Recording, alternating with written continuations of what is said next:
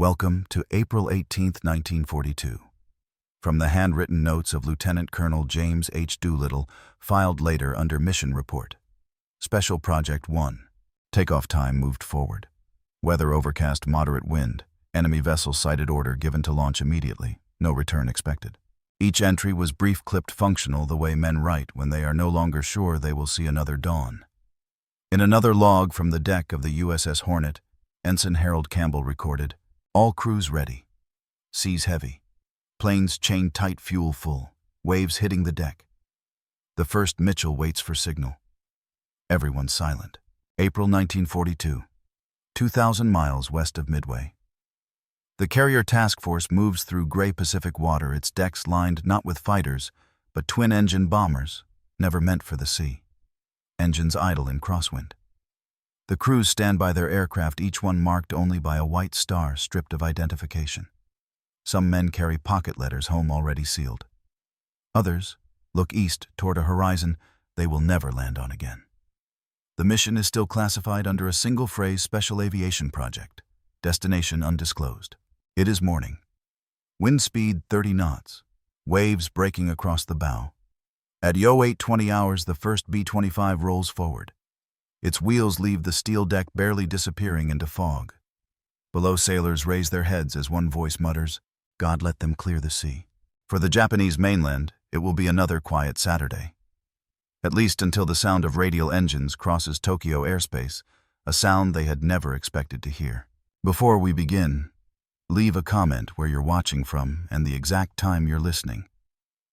What did you feel in that silence between the engines and the clouds? The surviving documentation of the Doolittle raid exists in multiple official and personal forms: military reports, mission logs, correspondence, and post-war debriefs. The central primary source is Report of Special Aviation Project No. 1, compiled by Lieutenant Colonel James H. Doolittle and submitted to the War Department on May 9, 1942. Supporting documents include deck logs from USS Hornet CV-8, the Operations Diary of Task Force 16 under Admiral William F. Halsey, Jr., and subsequent intelligence summaries from the Army Air Force's Directorate of Military Intelligence. Additional first-person records come from individual crew diaries and letters later collected and declassified in the National Archives and Records Administration, Washington, D.C.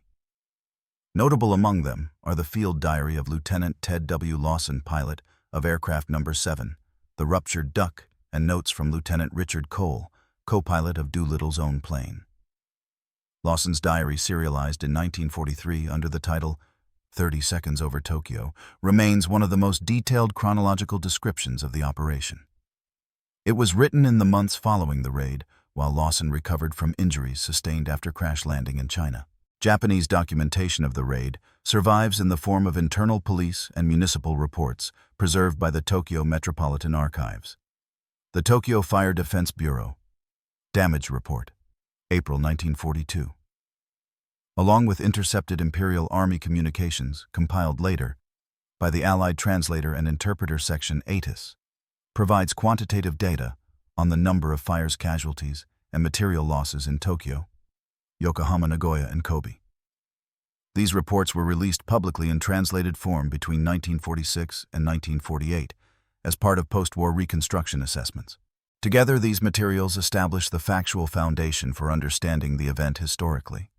The purpose of this archival reconstruction is not to dramatize the raid, but to align the surviving written evidence into a coherent chronological sequence, tracing how the operation was conceived, executed, and recorded from both sides. Each document cited was created either contemporaneously with the events or within months of their occurrence before official wartime censorship reshaped their narrative. Chronologically, the Doolittle raid emerged from the first quarter of 1942, a period when Allied morale had been severely reduced. In December 1941, Japan had attacked Pearl Harbor, destroying much of the U.S. Pacific Fleet. By February 1942, Singapore had fallen to Japanese forces. The Philippines were under siege, and American, British, and Dutch territories across Southeast Asia had been overrun. The Japanese Empire's defensive perimeter extended thousands of miles, while the United States and its allies were still mobilizing for a long war. The idea of striking the Japanese home islands originated within the Joint Chiefs of Staff and the Office of Naval Intelligence in January 1942. The conceptual requirement, according to the memorandum labeled Top Secret Special Aviation Feasibility Project, was to execute a direct aerial blow against the Japanese mainland for the purpose of moral retaliation and demonstration of strategic reach. The operation was entrusted to the U.S. Army Air Forces, commanded by General Henry H. Arnold. Doolittle, then a lieutenant colonel known for his test flights and instrument navigation work, was selected to plan and lead it. The operational challenge was primarily technical. No bomber in the American inventory possessed the necessary range to depart from a carrier deck strike Japan and continue to a friendly base. The twin-engine North American B-25B Mitchell, normally a medium-range land bomber, was identified as potentially capable if stripped of armor and non-essential equipment. 20 aircraft were modified for extended range at Eglin Field, Florida, between February and March 1942. They carried additional fuel tanks in the bomb bay crawlway, and even the tail section extending operational reach to approximately 400 nautical miles. USS Hornet, one of the Navy's newest fleet carriers, was assigned to transport the bombers. Her deck, designed for lightweight naval aircraft, had never before launched planes of such size. Each B-25 weighed roughly 15 tons when fully fueled. Flight deck procedures, arresting cables and safety nets, had to be adjusted to prevent structural stress. Simulated carrier takeoffs were conducted on land to test acceleration under limited runway length. The men selected for the mission were all volunteers drawn from the 17th Bomb Group, trained under secrecy and given no information on their target destination until shortly before deployment. Officially, the project remained unidentified in Navy communications. Task orders referred only to Special Aviation Unit. Naval and Army coordination took place under Admiral Ernest J. King's authority, reflecting the unprecedented cooperation between services in the early months of the Pacific War. On April 2, 1942, the task force departed San Francisco Bay. It consisted of USS Hornet and USS Enterprise, accompanied by 4 cruisers and 8 destroyers. The combined group was designated Task Force 16.2. Doolittle and his crews were on board Hornet. Admiral Halsey commanded from Enterprise. Their instructions were sealed to approach within 400 nautical miles of Japan, launch the bombers, and then withdraw immediately to avoid engagement with the Imperial Navy. The purpose of the operation was not to inflict strategic damage, but to generate psychological impact, to demonstrate to both sides that Japan's mainland was vulnerable. All official briefings emphasized that return to the carriers would be impossible. Crews were to proceed after the bombing toward designated landing fields in Free Chinese territory, refuel if possible, and evacuate through friendly lines. Survival odds were calculated at less than 50%.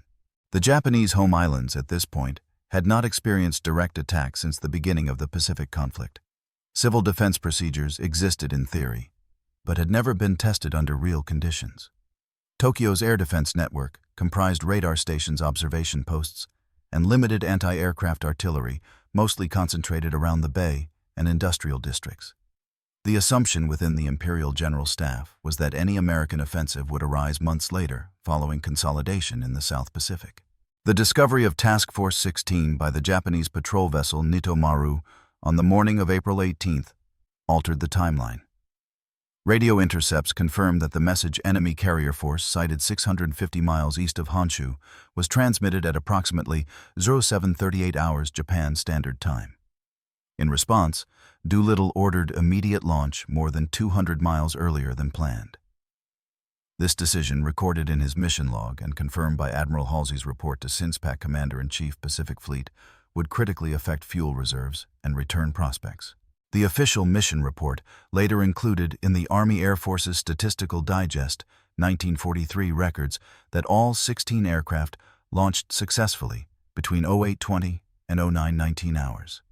Each carried 4 500-pound bombs, a combination of high explosive and incendiary ordnance. The route across the Japanese islands was calculated using limited pre-war maps and estimated wind drift. The bombers flew individually at altitudes between 1,500 and 3,000 feet to avoid radar detection.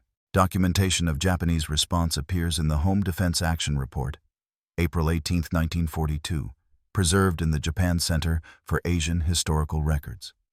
It notes first detection at 12:15 hours and the first anti-aircraft alarm in Tokyo at 12:25. The entire engagement lasted less than 1 hour. All 16 bombers continued westward toward China. None returned to the carriers. One landed in the Soviet Far East and was interned. The rest either crash-landed or bailed out over Chinese territory. Several crewmen were captured by Japanese forces during subsequent counter-operations in Zhejiang and Jiangxi provinces. The archival materials used for this documentary are derived from the above primary collections. Their provenance is established through official catalog numbers. NARA, Record Group 18, U.S. Army Air Forces Records Entry, 7A Box 215 Special Aviation Project No. 1. Naval History and Heritage Command Archives, Operational Report. Task Force 16, April 1942. Tokyo Metropolitan Archives, Fire Defense Bureau, Damage Report Catalog, No. 42A18. U.S. Air Force Historical Research Agency, Maxwell AFB Mission Debriefs and Personnel Casualty Files. The present reading follows these documents sequentially, maintaining the language and structure of the original records. All contextual transitions are derived from official logs, not interpretive narrative. This ensures fidelity to the tone and intent of archival material, to record without comment, to preserve without embellishment, and to present without speculation. The earliest surviving notes connected to the planning and preparation of the Doolittle raid begin on February 19, 1942, in a memorandum handwritten by Lieutenant Colonel James H. Doolittle and addressed to General Henry H. Arnold.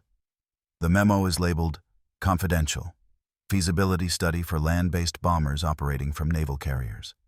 Its opening paragraph reads, "Tests indicate the North American B-25B may achieve takeoff from carrier deck at reduced gross weight. Modifications to fuel capacity will be required.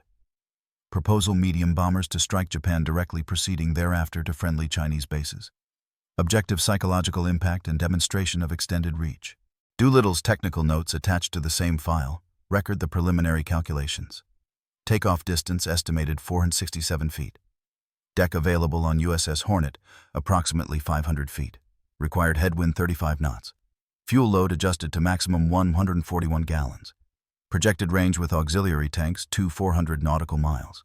A later entry dated February 23rd adds a single comment beneath the figures. If successful, the strike will mark the first retaliatory action against the Japanese mainland. Morale effect expected to exceed material damage. Training records from Eglin Field, Florida. March 1942, preserved in the Air Force Historical Research Agency, show the selection of 80 crewmen from the 17th Bombardment Group. Each volunteer signed a non-disclosure form. The training syllabus lists practice takeoffs on short runways, low-altitude navigation, and long-range fuel management. The first week's entry in the group log reads, "Pilots instructed to lift off within 500 feet at maximum load. Continuous practice under crosswind. Observation: nose heavy on rotation. Recommend removal of lower gun turret to reduce weight." From personal correspondence, pilot Ted Lawson described conditions at Eglin in a letter to his wife dated March 8th. "We're flying low these days, the kind of low that gets tree branches in your prop. No one says exactly where we're headed, but the pattern tells us it won't be Europe. We take off with tanks where bomb racks used to be. Maintenance sheets list specific modifications. Removal of the Norden bomb site replaced with a simplified fixed site to avoid compromise if captured. Installation of collapsible rubber fuel tanks in the bomb bay and crawlway, and addition of a mock tail gun to discourage pursuit." The formal engineering note ends, "Purpose of changes: weight reduction, fuel extension, and deception." A group photograph taken March 25th later, annotated by Doolittle himself, lists the crews by aircraft serial number rather than name a deliberate security measure. His accompanying note: "Crew identity classified until completion of mission. No public acknowledgement until authorized." On March 31st, the first batch of B-25s departed Eglin Field for McClellan Army Air Depot, California, to receive final checks before embarkation. The Air Service Command transfer form identifies each by code number 40-2344 through 40-2303. A marginal note in Doolittle's handwriting adds, "Total fuel in 141 gal, oil 37 gal, 4,500 pound GP bombs per ship." The ships were craned onto the deck of USS Hornet at Alameda Naval Air Station between April 1st and 2nd. Navy loading reports record the total weight distribution and note deck clearance measurements under special handling. The carrier's own air group was stored below decks to make room for the Army bombers. The deck log of USS Hornet for April 2nd, signed by Captain Mark A. Mitcher, reads, "Anchors away 10:15 hours. Underway from San Francisco Bay in company with Task Force 16. Weather clear wind, west-southwest speed, 10 knots. On deck 16 Army bombers, wings folded inboard, marked with national insignia only. Personnel under restricted movement orders. Destination classified." An entry from the ship's war diary adds a brief remark. Army personnel confined to flight deck and assigned quarters. No message traffic referencing operation permitted in open channels. During the voyage, the carrier encountered heavy seas and overcast weather. Fuel calculations were continuously revised by Doolittle's team. In his mission notebook, a small field log bound in canvas, he recorded on April 10th. Estimate updated for launch radius. Optimum 400 nm east of Japan. Any earlier launch will compromise range to Chinese fields. 2 days later, a short notation from co-pilot Lieutenant Richard Cole appears. Morale steady. Crews maintain aircraft checks daily. General Doolittle conducts briefing on overwater navigation. Orders remain undisclosed. The same notebook contains a passage likely written during the night of April 13th, reading, "All men aware of risk. Casualty probability stated plainly 50%. No dissent voiced." A second contemporaneous document, Admiral Halsey's operations order preserved at the Naval History and Heritage Command, confirms the chain of command. It begins, subject joint operation, Army bombing mission. The carrier USS Hornet shall proceed in company with USS Enterprise and screen vessels to latitude 36° N, longitude 153° E. Upon reaching designated launch distance, Army aircraft will depart for targets within the Japanese home islands. All naval units to withdraw upon completion of launch. The daily position reports written in concise naval format document the task force's movement westward. On April 15th, the entry reads, "Position 38°12, in 164°32, E, sea moderate, overcast, course 270°, speed 18 knots. Crew letters from the same day, censored before mailing and later released post-war, show the restrained tone of men aware of their mission, but forbidden to speak of it. Corporal Jacob DeShazer wrote simply to his parents, "We are going far. If I cannot write again, know that I believe what we are doing will matter."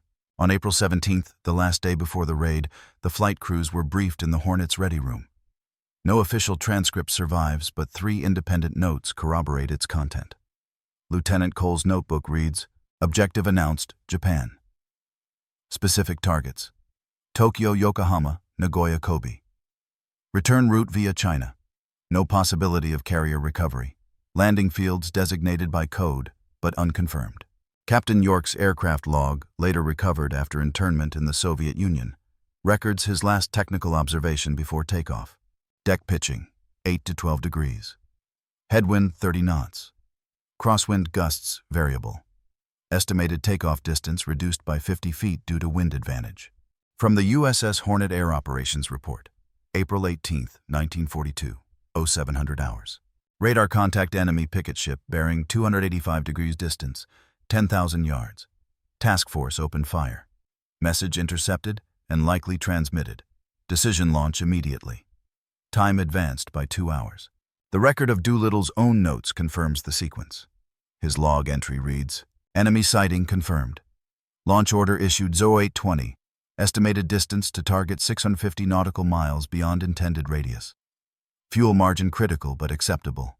Objective unchanged." An annotation beneath that final line, added after the war, carries no further explanation. Outcome uncertain at time of launch. The early record closes at this point in most archives. What follows, the takeoff sequence, flight across the Pacific, and first contact with the Japanese mainland, appears in subsequent reports compiled after the mission. At this juncture, the surviving notes end abruptly with the final pre-flight remark entered by a crewman aboard aircraft number 1. "Engines warming, deck clear ahead, distance to Tokyo unknown." The sequence of events on April 18, 1942, has been preserved in numerous official and private documents from both American and Japanese sources. Although the general outline remains consistent, the sighting of the U.S. task force, the premature launch, and the bombing of Tokyo, specific timings, observations, and reported effects diverge across the surviving records. These inconsistencies, when read together, illustrate how the same day was experienced differently on opposite sides of the Pacific. The Hornet's deck log for April 18, 1942 begins at 0400 hours. Condition 1 set throughout task force. Sea moderate wind, 25 knots, course 270°. Army planes secured on deck. At 0644, the watch officer recorded a visual contact. Enemy patrol vessel sighted bearing 285 degrees range, 10,000 yards, identification uncertain. The cruiser USS Nashville's action report offers a slightly different timing. 6:40, small vessel sighted starboard bow, believed to be Japanese picket boat. Opened fire at 6:55. Aboard the destroyer USS Museoff, the gunnery officer's report notes. Engagement brief, vessel burning by 0700, believed message transmitted prior to sinking. On the Japanese side, the Nito Maru, part of the 23rd Patrol Boat Squadron, transmitted a radio message recorded in the Imperial Navy's communication log. ZO 702, enemy carrier force sighted bearing east, estimated distance 650 miles from Japan. Request air support. Subsequent intercepts confirm the message reached Tokyo Naval Headquarters at approximately 0738, corresponding to 2238, April 17 Eastern Standard Time. The timing difference between 0640 and 0738 remains a matter of interpretation, complicated by time zone conversions and incomplete records of the Japanese patrol's final minutes before its destruction. Doolittle's mission report lists his takeoff at 0820 hours ship time. Admiral Halsey's own report to CINCPAC records the first aircraft airborne at 0825. In contrast, the deck log of USS Hornet records the first bomber departing at 0840. Later analysis attributes this inconsistency to the difference between local ship time and standard fleet time, a discrepancy of 15 minutes. From the perspective of the Japanese mainland, the first formal record of the raid appears in the Home Defense Action Report, Tokyo, filed by the Imperial General Headquarters Army Section. At approximately 12:15 hours, several aircraft identified as enemy bombers approached from the southeast at low altitude. Alarms sounded in Tokyo, Yokohama, and Chiba prefectures. Air defense artillery engaged. Interception ineffective. A second document. Tokyo Metropolitan Police Emergency Log dated April 18, 1942. Entry 12:23 records. First siren sounded. Observation of 4 aircraft over central Tokyo. Dropped 4 bombs each. Fires reported in Kanda and Honjo wards. However, an internal memo from the Army Air Defense Command filed 2 days later claims the initial detection occurred earlier. Radar station Tateyama registered unidentified contacts at 11:43. Transmission to Central Command delayed due to communications error. In post-war interviews, Captain Mitsuo Fuchida, then attached to the Imperial Navy's air staff, recalled being informed of the raid around 12:30 hours and expressed surprise at the delayed alarm. His statement, recorded in 1946, reads, "The warning reached headquarters late. We did not expect the enemy to approach from such distance." The response was uncoordinated. American sources describe the bombing sequence in strictly operational terms. Doolittle's own plane aircraft, number 40-2344, released its bombs over Tokyo at approximately 12:15 hours. His mission debrief states, 4 bombs dropped, 2 high-explosive, 2 incendiary, targeted industrial zone north of Imperial Palace. Fires observed upon withdrawal. Lieutenant Lawson, piloting the 7th aircraft, recorded in his diary, "We came in low over rooftops. I could see laundry on lines and people pointing upward. I released the bombs by sight. They fell across the city blocks like stones into water." Japanese official tallies differ widely. The Tokyo Metropolitan Police report lists 83 dead and over 400 wounded. The Fire Defense Bureau's report estimates property loss in 6 districts and notes that suppression efforts were hindered by lack of water pressure. A later review in the War Damage Survey Report No. 1, dated May 1942, revises the total to 50 dead, citing duplicate reports and misattributed incidents. A contemporaneous cable from Dome News Agency, censored by the Japanese Information Bureau, initially referred to enemy aircraft of unknown origin causing minor damage. It was withdrawn within hours. The official press release issued that evening stated, "An enemy attempt to disturb public order was repelled. No important damage reported." In contrast, intercepted broadcasts recorded by the Office of War Information in San Francisco noted background sounds of sirens and explosions between 12:15 and 1300 Japan Standard Time, confirming the timing from the American side. The divergence between the American and Japanese descriptions extends to weather conditions. Doolittle's report describes broken cloud layer ceiling, 3,000 feet, visibility moderate, while the Japanese Army Meteorological Service log for Tokyo records sky clear light, wind visibility 20 kilometers. It is probable that both are correct within their respective observation points, the bombers approaching under cloud cover from the sea while the city center itself remained clear. Another inconsistency appears in the reported altitude of attack. U.S. mission logs list average bombing altitude between 1,500 and 2,000 feet. Japanese eyewitness reports gathered by police mention planes flying lower than the height of office buildings, suggesting altitude nearer to 500 feet. The difference may reflect perspective and speed as the bombers crossed the city within seconds. The number of aircraft sighted also varies. American records list 16 planes participating. Japanese after-action reports mention between 11 and 20. The discrepancy arises partly from overlapping flight paths and unconfirmed visual sightings near Yokosuka and Kawasaki.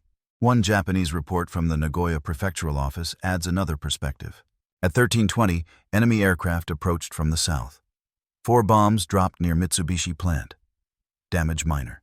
Yet Doolittle's mission chart lists Nagoya as target for aircraft number 12, commanded by Captain Ross Greening, which recorded bomb release at 12:57. This suggests staggered attack timing, rather than simultaneous strikes, possibly explaining inconsistent Japanese records of total aircraft. Captured documents from the Japanese Navy's Yokosuka Air Base reference a pursuit order issued at 12:35 hours. 2 A6M0 fighters of the 12th Air Group were scrambled but failed to locate the intruders. Their mission report concludes, enemy aircraft not found. Estimated speed high, altitude low. Return 1350. No contact established. After the raid, Japanese domestic communications emphasized calm. Police patrols were doubled, and civil defense drills ordered in major cities. However, the secret report of the Army Ministry, April 20, 1942, preserved in the National Institute for Defense Studies, Tokyo, privately acknowledged public confidence temporarily shaken, need for immediate propaganda response. Meanwhile, American public communication was equally controlled. President Roosevelt's press release of April 21 described the attack only as a bombing mission launched from our own bases. The official statement omitted mention of carrier involvement to conceal operational methods. Within the U.S. Army, Air Force's mission evaluation submitted May 1 contained conflicting interpretations of effectiveness. Doolittle's self-assessment concluded, moral success complete, physical damage limited, objective achieved. A contrasting report by the Office of Strategic Services analyst in Washington, dated May 10, commented, impact primarily psychological. Material losses minor, demonstration of feasibility achieved at significant cost. Japanese analytical documents from the following weeks mirrored the same ambivalence. The Imperial General Headquarters Army Evaluation, May 1942, classified until 1947, states, enemy succeeded in surprise approach. Damage insignificant but strategic implication serious. Necessitates acceleration of perimeter defense. In subsequent interrogation transcripts of Japanese officers at war's end, several recalled disbelief at the origin of the attack. Colonel Sakai, staff officer of the 1st Air Division, said in 1946, at the time we assumed small aircraft from captured islands. The idea of launching bombers from ships seemed impossible. The diverging records, American, Japanese, naval, and civilian, thus capture the central contradiction of the event. To the Americans, the raid was proof of reach. To the Japanese, an impossible anomaly. Each document, precise within its own frame, conflicts at points of time, place, and magnitude. The result is a composite historical image built from imperfect perspectives. Logbooks noting clouds and wind, police forms listing fires and casualties, radio intercepts time-stamped minutes apart. None can claim completeness. Each confirms only what its author could see or record before the noise faded. Together they describe a moment that remains even in official archives, suspended between accuracy and perception. Following the withdrawal from Japanese airspace, the mission entered its second and most perilous phase, the attempt of all 16 aircraft to reach mainland China.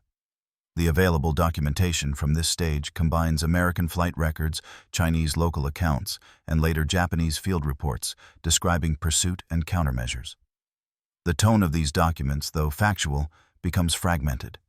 The raid, once organized as a single military operation, disintegrated into individual stories of navigation error, mechanical failure, and survival. In his official debrief dated May 9, 1942, Lieutenant Colonel James H. Doolittle summarized the transition succinctly. All aircraft maintained course west after bombing. Weather deteriorated rapidly beyond the coast. darkness and rain encountered. Fuel exhaustion forced crash or bailout in regions south of Yangtze. The mission flight paths reconstructed from surviving logs confirm his report. Out of 16 bombers, 15 continued toward China. One piloted by Captain York diverted north and landed at Vladivostok, where the crew was interned by Soviet authorities for over a year.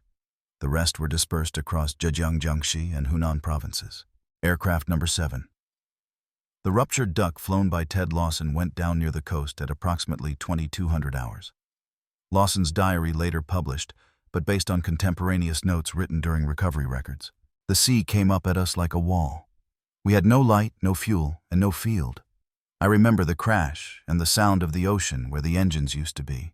Local Chinese administrative records preserved in Zhejiang Provincial Archives document several crashes that night. The entry under April 18th, Air Incidents reads, "Unidentified aircraft fell near Taizhou. 2 crew found injured aided by villagers. Aircraft burned completely. Other crews landed farther inland. Doolittle's own plane aircraft number 1 crash-landed near Onking. His after-action note, crew bailed out individually. Reassembled by daylight, assisted by Chinese guerrillas.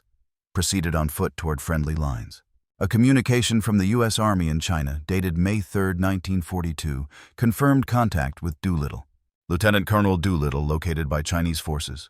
All crew safe. Repatriation to Chongqing arranged. However, not all crews survived or evaded capture. The Japanese Army's Field Operations Report, Zhejiang Province, April 20, 1942, describes the immediate counter-operation launched upon discovery of the American aircraft. Local garrisons ordered to search regions south of Hangzhou. 2 crews apprehended. Interrogations confirmed participation in bombing of Tokyo. From this document arises the first official record of captured American airmen. The names were not specified at the time, but were later identified as members of aircraft number 6 and number 16. The report continues. Prisoners transferred to Nanchang for questioning. Others evaded capture with assistance of Chinese irregulars. The American military did not receive confirmation of these captures until months later. The Office of Strategic Services Communication number 23, issued October 1942, mentions rumors of missing personnel but states, status unconfirmed, intelligence sources in occupied China unreliable due to censorship. Subsequent Japanese internal memoranda recovered after the war and catalogued by the International Prosecution Section Tokyo reveal further details. The Secret Report of the Imperial Army, June 1942 notes, 8 airmen detained. Trial by military tribunal pending. Charges aerial bombardment of civilian area violation of combatant status. 4 of the captured were executed in October 1942. Others remained imprisoned until liberation in 1945. Their testimonies later collected by the War Crimes Commission constitute the last first-hand documentation from within Japanese custody. One statement from Lieutenant Dean Hallmark reads simply, "They asked how we reached Japan. I said by airplane. They said it was not possible." Parallel to the fate of the crews, the Japanese military initiated a massive punitive operation in eastern China, believing local villagers had aided the Americans. The Zhejiang Jiangxi Campaign Report, issued by the Imperial Army's 13th Division, outlines objective: eliminate guerrilla presence and secure coastal region. Operations conducted May to September 1942. Approximately 250 villages cleared. Chinese municipal archives and U.S. post-war investigations estimate casualties among civilians exceeding 200,000 during this campaign. In a memorandum to the Allied War Crimes Office, Shanghai, dated 1946, an investigator summarized, "The Japanese reprisals following the Doolittle raid were among the most severe inflicted upon Chinese non-combatants. Entire districts depopulated under pretext of counterinsurgency. From the Japanese side, domestic responses to the raid evolved through official communications. The Home Defense Bureau, monthly report, May 1942, noted intensified civil defense preparations. Air raid shelters expanded, night blackout orders enforced, public morale recovering under guidance of imperial rescript." A private diary by Kiyoshi Watanabe, a civil servant in Tokyo, dated April 22, captures a civilian view absent from military files. "They told us the bombs did no harm, yet we swept glass from our streets for 2 days. The air smelled of burned wood. The newspapers said it was nothing, but everyone looked up at the sky." In Washington, D.C., the Army Air Force's Intelligence Summary number 21 compiled early assessments from Chinese contacts. The report dated May 12th reads, 12 aircraft accounted for, 4 unconfirmed, crews scattered. Mission outcome satisfactory as demonstration. Material effect minimal. General Arnold's covering memo to the Joint Chiefs of Staff appended a single sentence. The operation has accomplished its intended purpose. That purpose, psychological and strategic, was debated within subsequent correspondence between the Navy and War Department. Admiral King's letter to Admiral Nimitz dated May 27th observes, while the raid's direct results were minor enemy reaction, indicates disproportionate moral effect. Japanese fleet movements suggest redeployment to home waters. Post-war Japanese naval records corroborate this assessment. The Imperial Navy Operations Record, April-May 1942, notes an emergency order to recall carriers from the Indian Ocean and reposition them near Tokyo Bay. Analysts later concluded this reallocation indirectly facilitated American success at the Battle of Midway 6 weeks later, where Japan's carrier strength was fatally reduced. Within the American camp, Doolittle's own evaluation remained understated. His report to General Arnold concluded, crew performance exemplary, equipment satisfactory, range limitations severe, strategic value of operation beyond measurement. In the same file, a handwritten addition appears below his signature. Personal assessment mission failure by technical criteria, success by morale.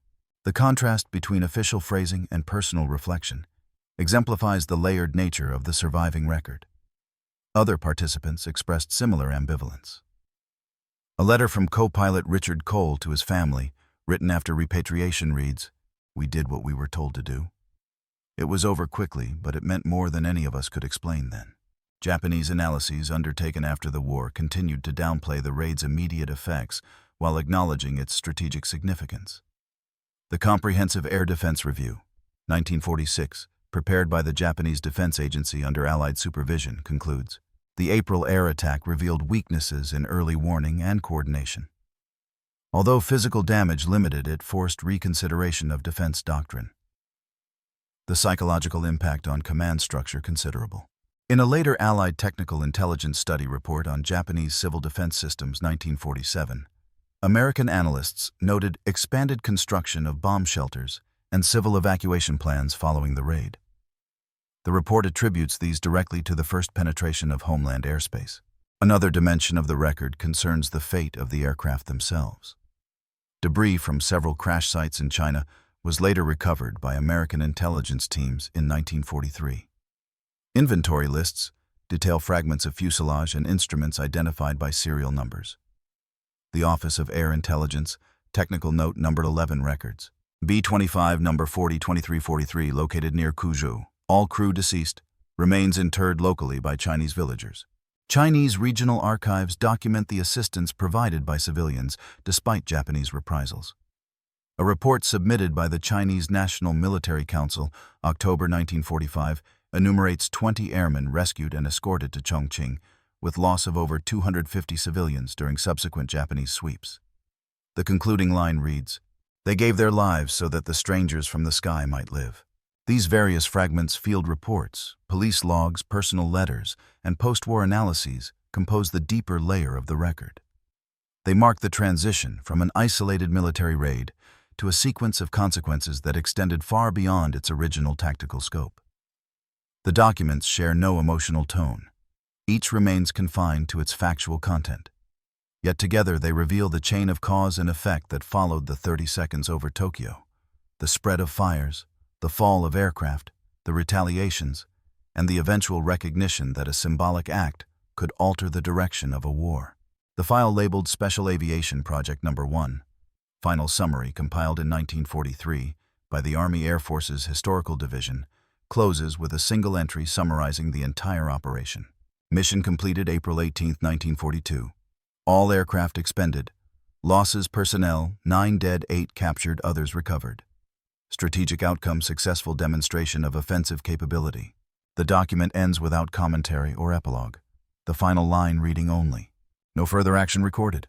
The documentary record of the Doolittle raid narrows in its final entries to a handful of documents fragmentary, abrupt, and understated. They do not announce an ending. They simply stop. The surviving pages, written by men who did not know whether they would live to record another, remain suspended, between mission and silence. The last operational page in Doolittle's personal logbook is dated April 18, 1942. His handwriting, small and methodical, trails off mid-sentence. Over coast of China, weather worsening, altitude, uncertain, fuel near zero. There is no continuation on the following page. The notebook's final sheet is blank. In the archives of the USS Hornet, the deck log closes the same day with routine formality. The entry for 0920 hours reads, Last Army plane departed deck. Task Force reversed course, speed 25 knots, heading 90 degrees. Sea moderate. All clear. The next line written without comment. End of entry. In the Army Air Force's report compiled weeks later, a clerk inserted a typed notation after the last paragraph of Doolittle's debrief. No further communications received from aircraft following launch. Assume mission complete. There are no summaries or reflections attached. The administrative tone continues into a separate column listing planes 16. Returned 0. The Japanese Home Defense Bureau incident report for April 18 filed at 1800 hours. Likewise ends abruptly. After a list of fires extinguished and districts surveyed, the final notation reads, All clear, issued 1900. Civil order restored. End of report. The log of the Imperial Army's 1st Air Defense Division, retrieved post-war from the Japan Center for Asian Historical Records, terminates with a single observation. No further aircraft sighted. Search discontinued. Among the most revealing documents of the closing sequence is a radio transcript from the USS Enterprise communication room. At 1400 hours, the signalman recorded, Army planes last observed bearing west, altitude low, distance 50 miles. Visual contact lost in haze. Below it, an officer has written, Silence thereafter. The word thereafter is underlined twice. Fragments from Chinese village records preserved in provincial archives show similar brevity. One entry from Onking County, April 19, 1942. Foreign airmen passed through before dawn. Moved west. Left no trace. A parallel note from Jiangxi Prefecture. At sunrise, parachute seen above river. Man disappeared into reeds. Search impossible. There are no signatures, no continuation. The War Department's internal correspondence file, Doolittle Project, final collation, includes a memorandum dated July 1942 summarizing losses. Its language is dry, precise. 9 confirmed fatalities, others presumed safe. No further updates expected. Immediately following this line, the typist inserted a closing form used for incomplete records. File closed, pending additional material. No additional material was ever attached. In the Tokyo Fire Defense Bureau's records, the April 1942 ledger concludes with a hand-drawn map showing shaded districts. In the margin, an unidentified clerk added 2 words, restored area. The map contains no color, only pencil shading, and stops at the city boundary.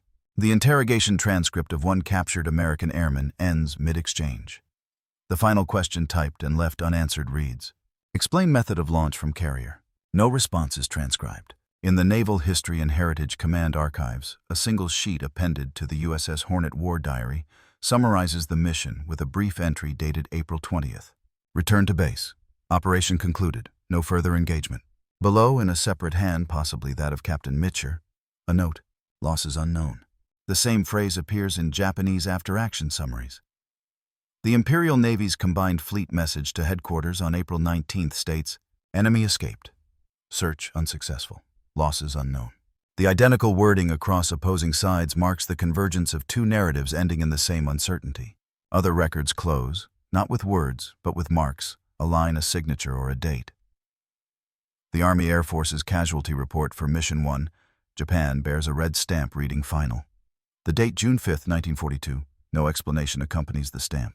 In Lawson's personal notebook recovered after the war, the last coherent sentence reads, We were safe for the moment. The rest I cannot remember. After that, only a smudge where the ink has run. The Army Air Force's Historical Division's summary volume, compiled in 1943, attempts to bring closure, but cannot. The final line of the report. The operation marked the first offensive against the enemy homeland. Subsequent developments not included. The next page begins another subject entirely, Guadalcanal campaign, as if history had already moved on. Japanese domestic communication logs for that same period end with radio silence at 1330 hours. The transcribed final broadcast from an air observation post outside Tokyo reads, All clear, return to stations. There is no reply. Within the broader archive, every record of the Doolittle raid reaches a similar terminus. The naval documents end with the return of the fleet. The Air Force papers end with missing crew lists. The Japanese files end with damage assessments, and the civilian diaries end with simple notations of silence after sirens. An archivist's annotation in the National Archives catalog added decades later notes. The documentary trail ends without conclusion. No final statement by participants beyond operational data. The surviving papers cease as abruptly as the event itself. Even the oral histories collected long after the war returned to that absence. In a 1976 interview, Richard Cole, Doolittle's co-pilot, when asked to recall the final moment aboard the aircraft, answered briefly, "We saw land, then clouds, then nothing." The logbook ended there. No further elaboration was offered. From the Imperial Japanese Army Archives, a parallel recollection from a ground observer appears in testimony recorded in 1948. "We heard the engines, then we did not." There was no follow-up order. Each surviving account, American, Japanese, or Chinese, concludes not with summary, but with the cessation of recording. The documents fall silent at the precise moment the participants left the frame of their own observation. The last official reference to the mission in wartime correspondence appears in the U.S. Joint Chiefs of Staff, minutes of May 1942. No further information. Proceed to next agenda. After that line, the typewriter ribbon fades. The next page begins a new topic unrelated. The absence of an ending becomes the ending itself. What remains are administrative traces, log numbers, page stamps, catalog codes, and within them, the visible edge of history stopping. One last sheet survives in Doolittle's personal file kept among routine expense vouchers. It is dated April 30th, 1942, and carries a brief unsigned note in pencil. All planes accounted for, none returned. Below the line, a single dash, no period. There the record stops. Today, the record of the Doolittle raid survives in fragments scattered across several archives, a mosaic of papers, reports, and recollections that never fully converge into one complete account. What remains has been preserved less by design than by endurance: carbon copies that escaped disposal, personal notes, retained in footlockers, and institutional files later declassified through administrative persistence. Together they form the archival echo of an operation that began and ended in silence. The principal American holdings are distributed between the National Archives and Records Administration in College Park, Maryland, and the U.S. Air Force Historical Research Agency at Maxwell Air Force Base, Alabama. The main Doolittle file, labeled Special Aviation Project No. 1, was unsealed in 1958 after the expiration of wartime classification. It contains mission orders, flight logs, and post-war analyses, all written in the same utilitarian language of the early 1940s, clipped sentences, typed headings, marginal initials. No narrative commentary was ever added. The absence of interpretation remains one of its most striking characteristics.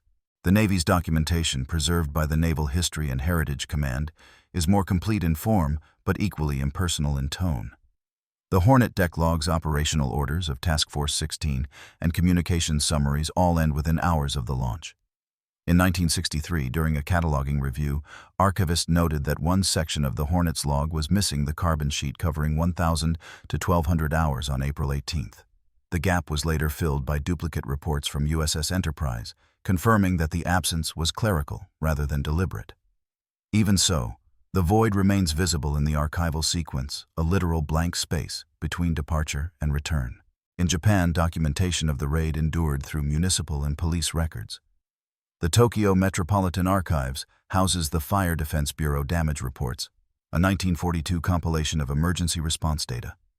These pages, written in brush script on rice paper, survived wartime firebombing and were rediscovered in 1951 during reconstruction. Several sheets display water damage, likely from the hoses used that same day to extinguish the fires described within. The reports were later microfilmed by American researchers during the Allied occupation and returned to Tokyo in 1955. Other Japanese sources remain fragmentary. The Imperial General Headquarters files on home defense were largely destroyed in 1945. The surviving portion, retained at the Japan Center for Asian Historical Records, includes only indirect references to the April 18th attack. Most are routine communications devoid of emotion, reduced to notations such as enemy aircraft sighted, search, unsuccessful, end of action. Chinese archival evidence was preserved with difficulty. Local records in Zhejiang and Jiangxi provinces suffered heavy destruction during wartime reprisals and the subsequent civil conflict. The few remaining entries survive through post-war copies, transcribed by provincial historians in the 1950s. These include brief administrative reports, noting foreign aircraft crashes and aid given to airmen. The original documents are believed lost. Personal materials, including letters and diaries of American participants, reached archives through private donations. Ted Lawson's field diary, after its commercial publication as 30 Seconds Over Tokyo, was returned to his family and later deposited at the Smithsonian's National Air and Space Museum. Doolittle's own mission notebook, kept until his death in 1993, was transferred to the National Museum of the U.S. Air Force. Both collections remain available for study under controlled access. The Soviet record concerning Captain York's interned crew remained classified until the early 1990s. The Central Archives of the Russian Ministry of Defense released debrief transcripts confirming that the crew and aircraft were held near Vladivostok and repatriated via Iran in 1943. The original B-25 was dismantled. No components survive. The archival trail of the Japanese captives executed in 1942 is thinner. Their trial records were preserved by the International Military Tribunal for the Far East and are held in the National Diet Library of Japan. The files consist of translated testimony, Japanese military orders, and later affidavits from guards. The tone is procedural, stripped of narrative. The final page of the transcript ends, as many others do, with a line of type notation: witness dismissed. Proceedings adjourned. Historians attempting to reconstruct the operation have relied on these materials, but gaps persist. The exact time of several bomb releases, the identity of civilians killed, and the specific chain of Japanese command decisions during the retaliatory campaign remain uncertain. Scholars disagree on the scale of destruction in Tokyo. Figures range from 40 to 100 dead.